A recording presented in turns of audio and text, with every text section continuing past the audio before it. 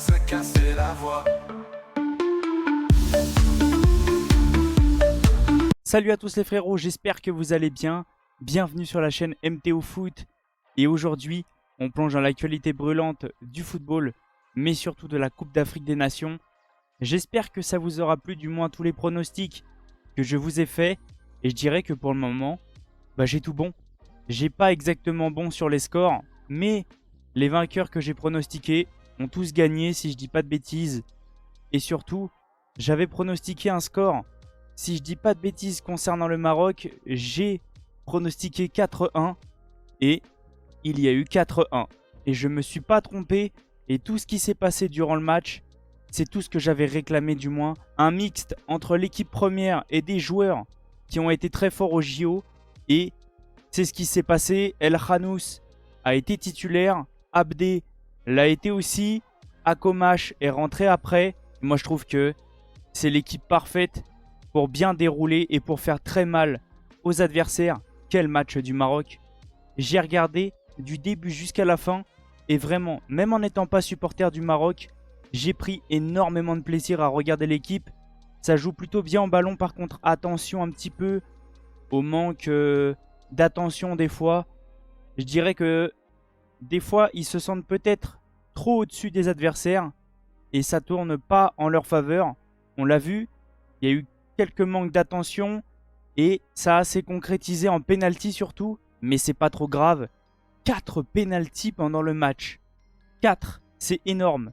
Et je vais aussi revenir dans cette vidéo sur Bounou, mais il est trop fort le gardien. Il est trop fort ce gardien. Et ça, c'est une question que j'aimerais poser aux Marocains.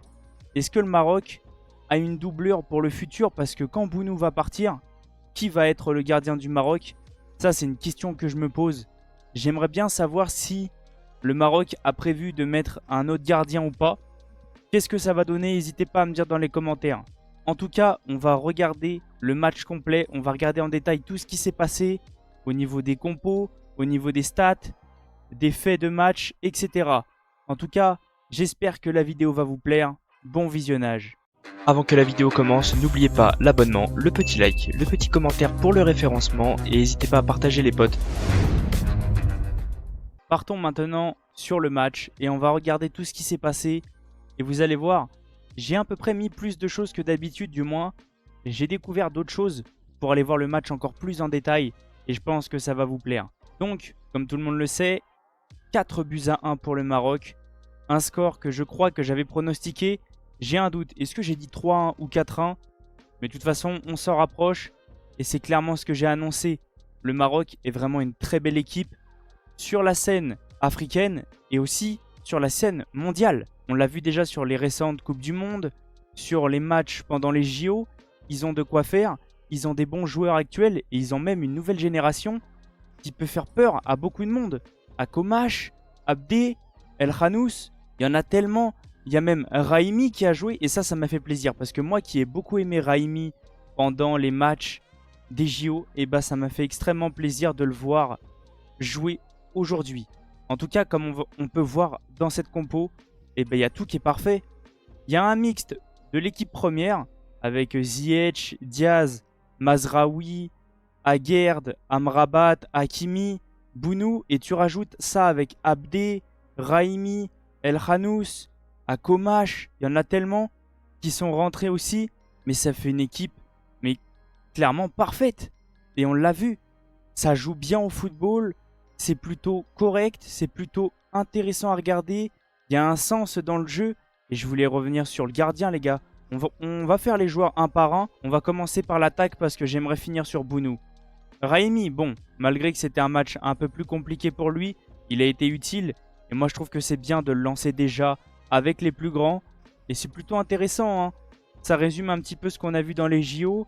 Toujours là à déranger un peu les défenses, à bien dézonner, à bien se placer, c'est plutôt bien. Match de Ziyech, plutôt bon match. Après, on ne peut pas juger sur les 2 pénaltys, hein. C'est 2 buts sur pénalty, donc on ne peut pas non plus trop juger. Premier but de Diaz avec le Maroc, si je dis pas de bêtises. Et lui, vraiment, il fait extrêmement du bien.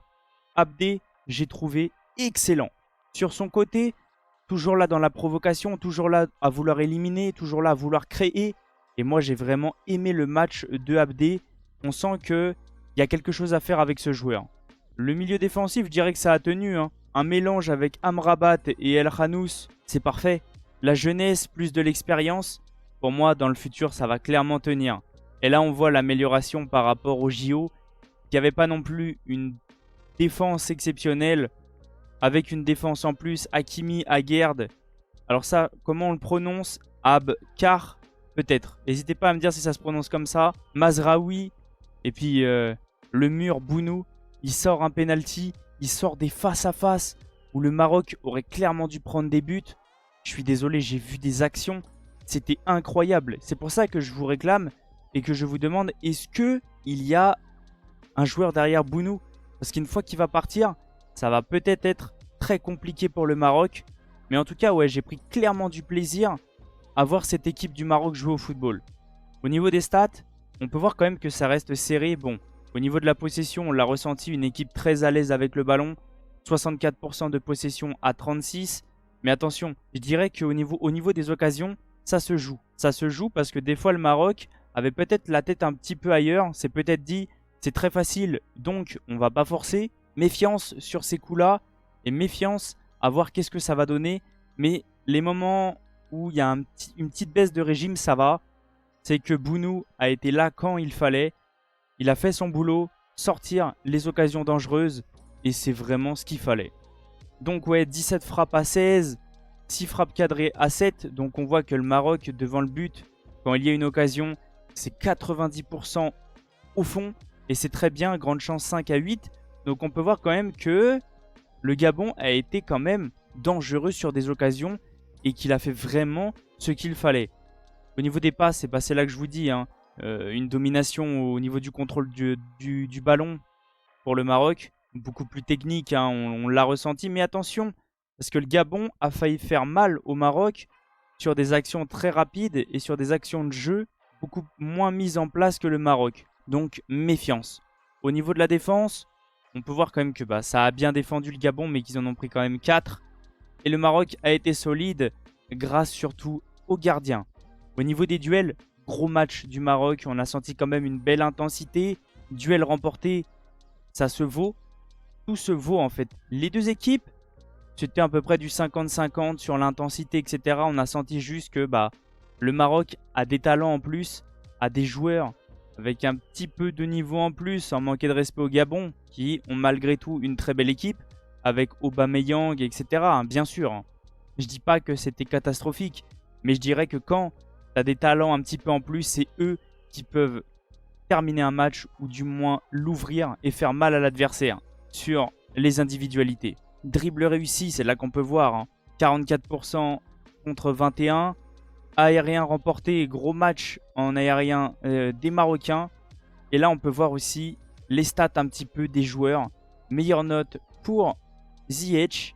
75 minutes jouées, 2 buts marqués, 3 tirs cadrés. C'est très bien, je trouve que c'est plutôt intéressant comme joueur. Passe réussi, il est à 80.